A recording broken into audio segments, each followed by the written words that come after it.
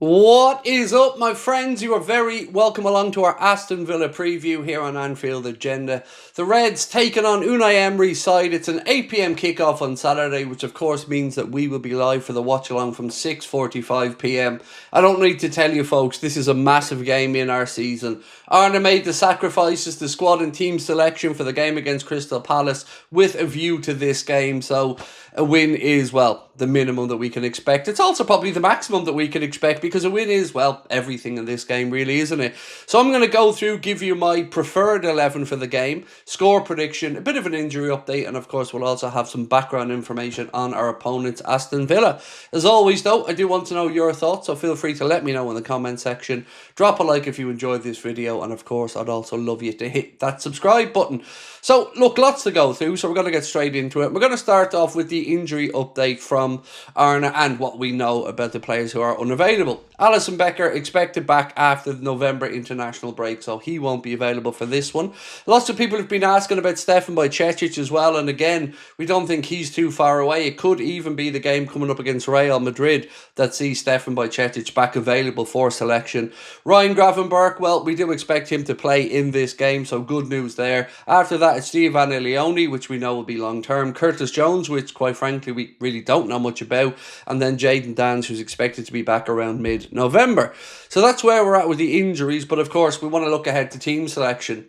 This was a difficult one for me because, of course, we're all frustrated and annoyed by performances, by the results and lots more, but we do only have a certain amount of players to pick from, and I've done my best to put an 11 out there that I think could get the job done. Maybe very different from your own one, but of course I do welcome your thoughts in the comments. So let's get straight into that then. Actually before we do, let's get into the bit of a background on our opponents.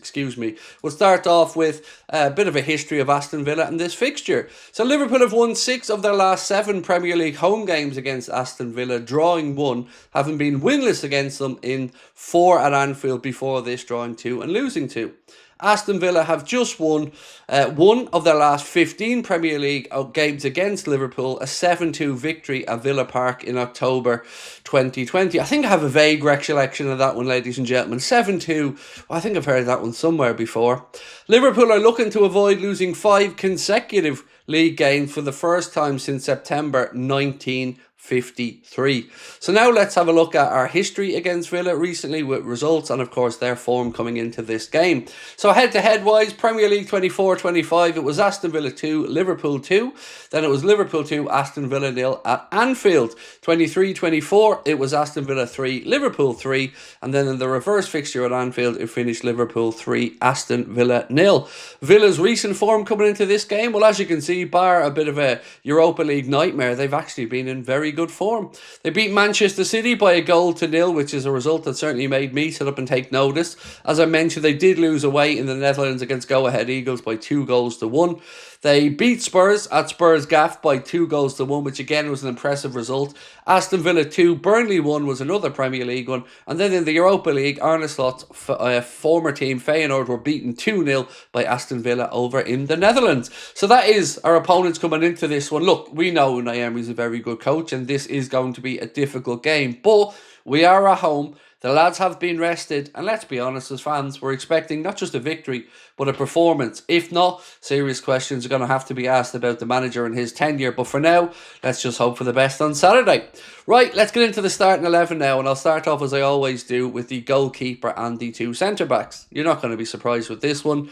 Georgi Marmadashvili obviously to continue in goal, and then it'll be Ibrahim Konate alongside Virgil van Dijk. There isn't really any other options here. I wish I could sit here and say I would play X or Y to make up for Konate's, well, very wavy form, and I guess you could say the same about our captain, but Joe Gomez doesn't look much better at the minute either, so I think you're going to see our captain alongside Konate, and let's just hope for the best. Into the fullback positions now. This was an easy decision for me personally, but let me know in the comments if you agree. So we'll start off on the left-hand side. It's got to be Andy Robertson. I know that Milos Kerkez has been the manager's guy in the league, but come on. If we need a result, we need consistency, I would say put in the experience of Andy Robertson. I'm well aware, by the way, that many of us, including myself, were saying last year we need an upgrade in left back, and I have absolutely zero doubts on Milos Kerke's long-term future at the club. I really do think he's a good defender, but he isn't there yet, and we can't just keep banging our head against the wall when we need a result. So I would say Andy Robertson to come in for this one. And on the right-hand side, Conor Bradley, and let's just hope he can get through that first 45 without picking up a yellow card. I really rate Conor Bradley. I've said this all the way through. I love his tenacity. I love his ability to get forward. I love his one-on-one defending. So I think that's the back five for me. Mamardashvili in goal, Bradley at right back, Robbo at left back, your captain, Virgil van Dijk, alongside Ibrahima Konate.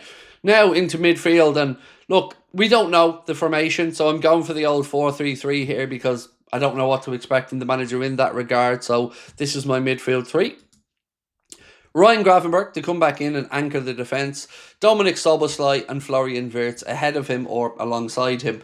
I do think this is the best midfield options we could put out there. Alexis McAllister just hasn't been at it this season. Didn't really look like he was up to speed yet either against Crystal Palace last night. And we know Curtis Jones has been in very good form, but we believe he will be out for this one. So my midfield, Dominic Szoboszlai, Ryan Gravenberch and Florian Wirtz. Hope you're still with me because we're about to get to the front line. And as much as you would like me to say the name Federico Chiesa, as much as I would like to say the name Federico Chiesa, I'm not going to be saying the name Federico Chiesa because we all know there's probably zero chance that Arna starts him, despite his, well, good form and despite our wishes. Let's have a look then and see what I have gone for in the wide positions.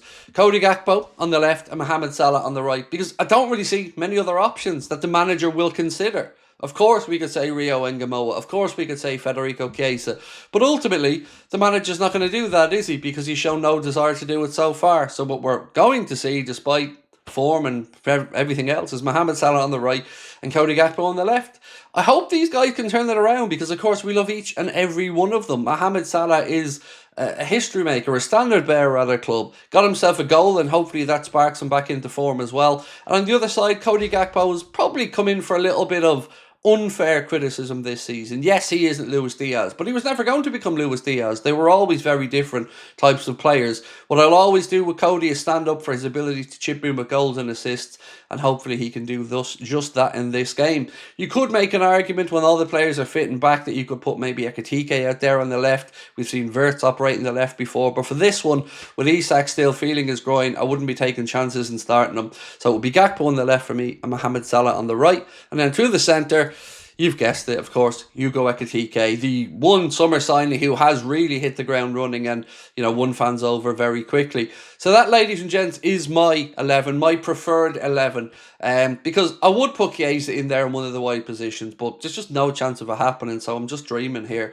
So that is it. Georgie Mamardashvili in goal, Bradley at right back, Robbo at left back, Konate and Van Dijk in your centre-back positions, Ryan Gravenberch, Dominic Szoboszlai and Florian Wirtz in midfield, with Mohamed Salah and Cody Gakpo in the wide positions with Hugo Ekitike through the middle. So now all we have left is a score prediction, and look, I have to be a realist here. I can't keep coming on every week and saying we're going to win by this, we're going to do that. Villa are a decent side, and as much as we need to win this game, I can't say here with any level of confidence to say that I expect it based off what we've seen. So I'm going to go for Desmond. I'm going to go for Liverpool 2, Aston Villa 2. I want it to be a win. You want it to be a win. If it is a win, we're all going to be very happy, but yeah, we need to just stop the rot at the minute. So I'm going to say 2-2. Could be anything. Liverpool could win it by 2-0. Liverpool could lose it by 3-1. That's what I'm going for. 2-2. And it's one of the rare occasions at home where I haven't backed Liverpool to win. I do hope we can win. We know we're capable of winning. But I'm just trying to be honest here and say, how can I come on here and show any level of confidence based off what we've seen? The only upside is they've given themselves a rest. The manager's given them a rest, and there's no more excuses if results don't start to turn, because it isn't getting easier. We've got Real Madrid midweek, and then we've got Manchester City before the international break. After that, the fixtures do look a little bit kinder. So yeah, let me know your thoughts in the comment section. Always appreciate your support. You've been absolutely incredible with us over the last 7 or 8 years we've been doing this, and your continued support means the world to us. So you're going to be watching this probably Thursday night. I will see you tomorrow for the late night agenda, news video and everything else. A new episode of the podcast came out earlier on today. Myself, Connor and Chris sat down to discuss, well, the incident last night, the game, all of it. Do let me know your thoughts on that, and I'll catch up with you soon. Have a good one. Bye-bye.